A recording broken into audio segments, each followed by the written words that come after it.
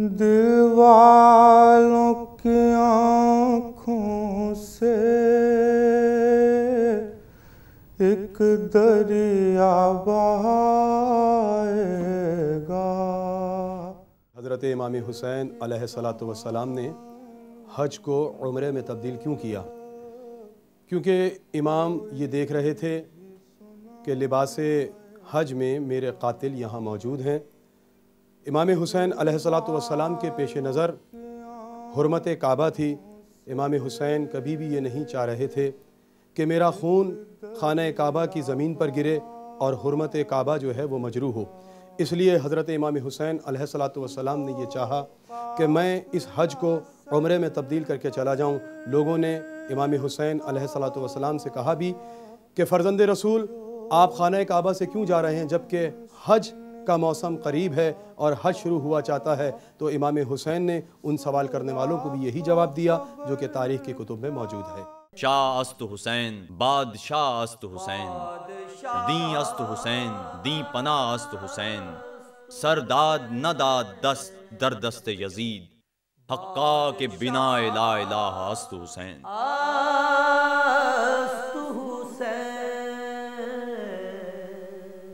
خاندان مصطفیٰ صلی اللہ علیہ وسلم کی عظمت و بلندی سے کون انکار کر سکتا ہے؟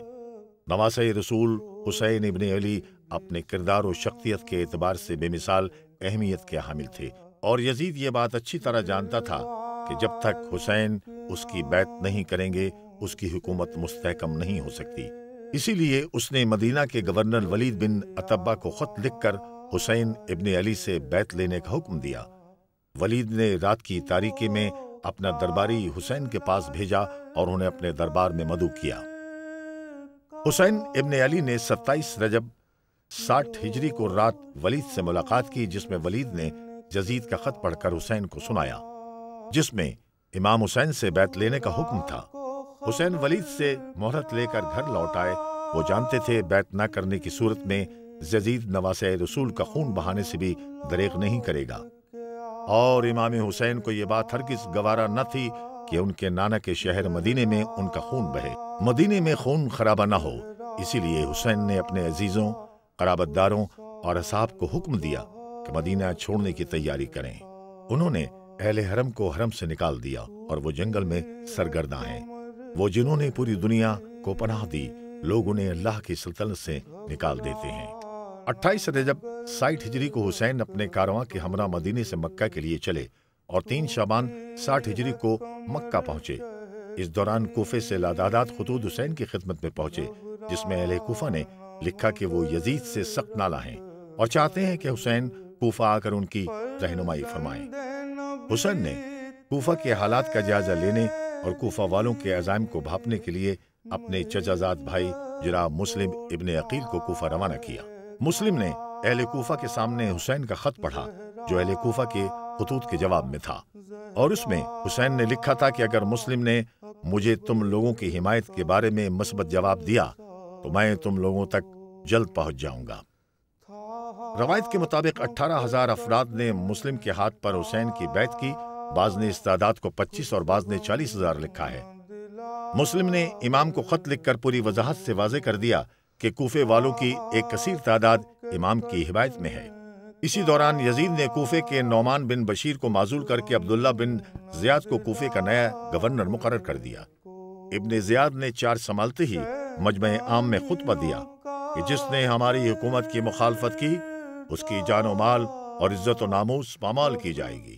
ابن زیاد نے مسلم کو گرفتار کروا کر قتل کروا دیا۔ بکر بن حمران نے دارالعمارہ کی چھت پر مسلم کا سر قلم کیا۔ مسلم کے 2 فرزند بھی مسلم کے ہمراہ تھے۔ حارث نامی شخص نے ابن زیاد سے انعام پانے کے لیے ان دونوں کم عمر بچوں محمد عبداللہ کو قتل کر دیا۔ سر مسلم کو ابن زیاد نے شام روانہ کر دیا۔ ادھر مکے میں امام نے خطرہ محسوس کرنا شروع کیا کیونکہ یزید نے قتل حسین کے لیے حاجیوں کے لباس میں خفیہ طور پر اپنے اہلکاروں کو بھیج دیا تھا۔ امام سے قطعاً برداشت نہ تھا کہ بیت اللہ کی حرمت پامال ہو، لہذا اپنے حج کو عمرے سے بدلا، بدے ہوئے احرام کھول دیے، اپنے کارواں کو لے کر مکے سے عراق کے لیے روانہ ہوئے۔ بروایت مکہ سے روانہ ہوتے وقت امام نے ایک خط اپنے بھائی محمد حنفیہ کے نام لکھا۔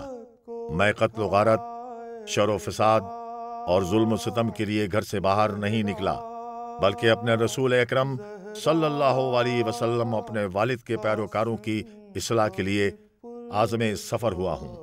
جس نے بھی میری دعوت پر لبیک کہی تو اس نے خدا کا ساتھ دیا اور وہ حق کی راہ پر چلا، اور جس نے بھی میری دعوت کو ٹھکرا دیا اس سعادت سے محروم رہے گا اس وقت تک جب تک خدا میرے اور اس گروہ کے درمیان فیصلہ کرے گا، اور وہ بہترین فیصلہ کرنے والا ہے۔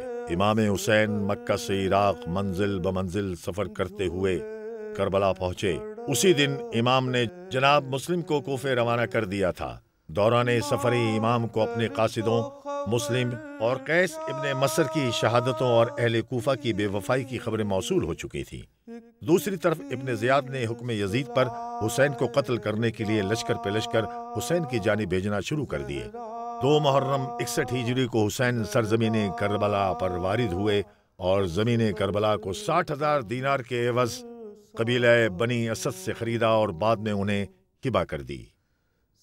لمحہ ابھر رہا ہے فروغ اصول کا، لمحہ ابھر رہا ہے فروغ اصول کا، منظر نکھر رہا ہے وہ رد و قبول کا، صف باندھ کر کھڑی ہیں جہاں کی حقیقتیں، صف باندھ کر کھڑی ہیں جہاں کی حقیقتیں، تاریخ لکھ رہا ہے نواسا رسول کا۔ جب مدینے سے چلے تو محمد حنفیہ نے امام حسین سے پوچھا کہ فرزند رسول آپ کیوں جا رہے ہیں؟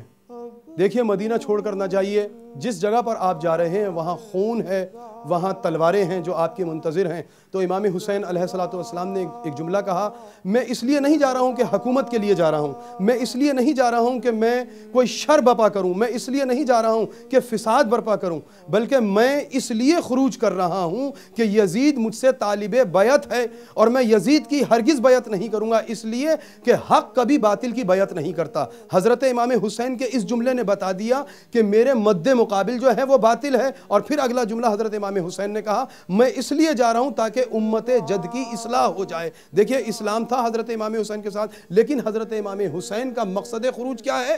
کہ امت کی اصلاح ہو جائے اور باطل کی بیعت نہ کریں، یہ مقصد ہے حضرت امام حسین کا۔ تو اب کربلا آئے تو جو شہادتیں ہو رہی ہیں کربلا کے میدان میں وہ بھی اسی لیے ہو رہی ہیں کہ حق و صداقت کا علم بلند ہو جائے۔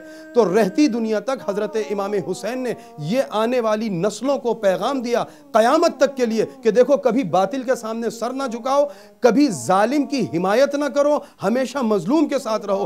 قیامت تک حضرت امام حسین نے نہ فقط اسلام کو یزید کے خونی پنجوں سے آزاد کرایا، بلکہ پورے اسلام کو اور مسلمان کو قیامت تک حق و صداقت کے ساتھ جینے کا سلیقہ دیا۔ یہ درس ہے کربلا کے اس پیغام میں۔ یہ جو کربلا میں شہادت ہے، یہ شہادت عظمیٰ یہی درس دے رہی ہے کہ حق و صداقت کے ساتھ جیو، کبھی ظالم کے ساتھ نہ رہو۔ تاریخ کہتی ہے کہ جو لشکر حسین سے لڑنے کے لیے کربلا بھیجے گئے ان کی تعداد لاکھوں میں ہے، اور دوسری طرف حسین کے کل مجاہدین کی تعداد فقط 72 تھی۔ ابن زیاد کے حکم پر جو لشکر قتل حسین کے لیے کربلا بھیجے ان کا کمانڈر عمر بن سعد تھا۔ 9 محرم 61 ہجری کو امام نے اپنا ایک وفد لشکر یزید کی طرف بھیجا اور پوچھا کہ ان کے ارادے کیا ہیں۔ جواب ملا، ہمیں یزید کا حکم ہے کہ اگر آپ اس کی بیعت نہیں کرتے تو ہم آپ سے جنگ کریں گے۔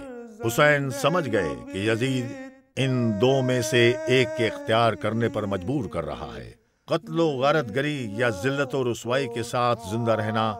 حسین نے فرمایا، افسوس ہے کہ میں ذلت و رسوائی کو کیسے منتخب کروں، خدا اس کا رسول مومنین اور پاک دامن وغیور انسان کبھی ذلت کو قبول نہیں کر سکتے۔